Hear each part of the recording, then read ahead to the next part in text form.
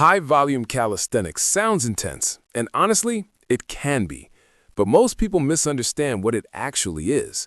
They think it means doing 1,000 push-ups a day until you can't feel your arms. That's not high-volume training. That's just punishment. High-volume calisthenics is simply this: doing a lot of quality work with basic body weight movements, often across the week, to build work capacity, muscular endurance, and a surprisingly solid amount of muscle, without needing fancy skills or complicated routines. And if you've ever finished a set of push-ups, stood up, and thought, why am I still not improving? This is probably the missing piece. Because the truth is, most people don't fail because they're weak. They fail because they can't handle enough work to force change. So let's break it down in a way that actually makes sense. High volume means you're accumulating a high number of hard reps in the fundamentals: push-ups, dips, pull-ups, rows, squats, lunges, core work, not just in one brutal day, but consistently, week after week. It's less about one heroic workout and more about being the person who can show up and do solid reps even when you're not hyped. Here's a simple way of thinking about it. Strength is what you can do when you're fresh. Volume is what you can do when you're a little tired and still keep form. And life is mostly the second one. That's why high-volume calisthenics works so well for real-world athleticism. You're training your body to produce effort repeatedly under fatigue. Now, does that mean you ignore strength and harder variations?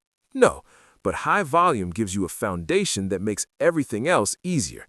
More pull-up volume makes weighted pull-ups grow faster. More push-up and dip volume makes your pressing stronger. More leg volume makes your whole body feel more athletic, not just upper body strong. And this is where a lot of calisthenics people mess up. They chase cool moves, but they skip the boring work. Then they wonder why their joints ache, their progress stalls, and their physique looks unbalanced. High volume fixes that because it forces you to build the engine, not just the skills. Now, let's be honest. High volume is not glamorous. It's repetitive. It burns. It makes you question your life choices halfway through a set. But it builds something most people don't have: durability. So what does high-volume calisthenics look like in real life? It usually has 3 parts. 1. Simple exercises. 2. High total reps. 3. A structure that controls fatigue. Because volume without structure turns into sloppy reps, sore elbows, and quitting after 2 weeks. So here's the first big rule. High volume only counts if the reps are clean. If your push-ups turn into half reps, if your pull-ups become shoulder shrugs, if your squats turn into tiny bounces, that's not volume. That's just moving. Clean reps are what build the tissue, the control, and the muscle. And here's a quick self-check. If you wouldn't be proud to film that rep, it probably shouldn't count. Now, the second rule: high volume isn't just more. It's more than you can currently recover from slightly. That's the sweet spot. Not a huge leap, not doubling your reps overnight, just a steady increase that your body can adapt to. Because adaptation is basically your body saying, okay, I guess we live here now. So how do you start high-volume calisthenics without wrecking yourself? I'll give you a simple step-by-step system. Step 1, pick 3 to 5 core movements. That's it. For example, push, push-ups or dips, pull, pull-ups, chin-ups or rows, legs, squats, lunges, split squats, core, hollow hold, leg raises, plank variations. Optional, a conditioning move like burpees or jump rope if you want that engine feeling. Keep it basic. High volume works because the movements are repeatable. Step 2, choose a volume format. This is where people finally get consistent because the workout stops feeling random. Here are 4 formats that work insanely well. Format A, density sets.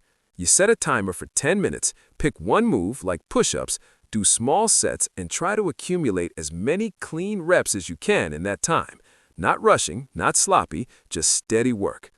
Format B, ladders, like 1, 2, 3, 4, 5 repeated, or 2, 4, 6, 8, 10. Ladders are great because they build volume without you hitting a wall instantly. Format C, EMOM, every minute on the minute. For example, 5 pull-ups at the start of every minute for 10 minutes. That's 50 pull-ups with controlled rest. Format D, circuits. Pick 3 to 5 exercises and cycle them. This gives you volume plus conditioning without killing one joint with endless repetition. Now step 3, pick your intensity. This is the part nobody talks about enough. High volume does not mean every set is to failure. If you do that, your body will hate you. Most of your work should be around, I could do 2 more reps if I had to. Not easy, but not death. Then you finish with one hard set, maybe near failure, so you still get that strong stimulus. That balance is what lets you train again later in the week, because high volume is not a one-day event. It's a lifestyle of showing up. And that leads to step 4. Track one thing, just one thing. Either total reps per week, or total reps per session, or total reps inside a time window. That's it. Because if you're not tracking anything, high volume becomes emotional, and emotions are not a reliable training plan. One day you feel like a machine, so you do too much, then you're sore for 5 days, then you disappear.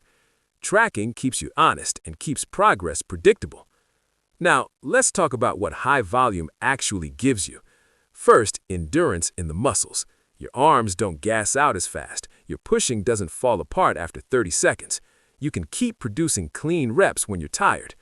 Second, better technique. When you do a movement thousands of times over months with clean reps, you build control, and control is what protects joints. And third, real strength. Not just one heavy rep, but strength that lasts. The kind where your body feels ready all the time, not only on your best day. And fourth, physique. Yes, high volume can build muscle, especially when you progressively overload volume, improve your exercise difficulty over time, and eat like an adult. No magic, just consistency. Now I need to say one important thing. High volume is not for people who want the fastest results in 2 weeks. High volume is for people who want a body that lasts, because it teaches you discipline in a way that's actually practical. You don't need motivation to do one heroic session. You need a system to do normal sessions repeatedly, and that's basically self-improvement in a sentence. But let's be real again. There are risks if you do this wrong. The biggest one is overuse. Elbows, shoulders, wrists, knees. If you blast the same movement daily with bad form, you'll feel it. So here's how to stay safe. Rule 1, rotate variations. If you're doing push-ups a lot, rotate grips and angles. Regular push-ups one day, decline the next, diamond another, or swap dips and push-ups across sessions. Rule 2, manage weekly volume, not just daily. If your elbows feel cooked, don't force it. Reduce volume, swap to rows instead of pull-ups, or do lower intensity work for a few days. And Rule 3, build legs too. High-volume calisthenics shouldn't be upper body every day. That's how you get the classic powerful torso with weak legs look. Train your legs with the same respect. And here's a simple weekly template you can steal. 3 days per week. Day 1, push plus legs plus core. Day 2, pull plus legs plus core. Day 3, full body circuit. Each day, one main movement gets the volume focus using a ladder, EMOM, or circuit. Everything else is supportive volume. That's it. Simple, repeatable, progressive. And if you want to go higher frequency, you can, but only if recovery is solid. Because volume is easy to do. Recovery is the real skill. Sleep matters, food matters, water matters. If you're training high volume and sleeping 5 hours, you're not training, you're just collecting fatigue. So here's the recap. High volume calisthenics is not random high reps. It's structured, repeatable work with basic movements. You choose a few core exercises, you use a format like density, ladders, EMOM, or circuits. You keep most sets shy of failure so you can recover. You track one simple number and slowly build it over time, and you rotate variations, train your legs, and respect recovery so your joints survive the journey. Now here's what I want you to do tonight. Pick one movement, push-ups or pull-ups. Set a timer for 8 minutes. Do clean reps in small sets. Stop the set when form breaks. Write down your total reps. Next week, beat it by 5. That's high volume. That's progress. And if you stick to that simple approach, your body will change because you're no longer trying hard. You're training with a system. Let's improve together.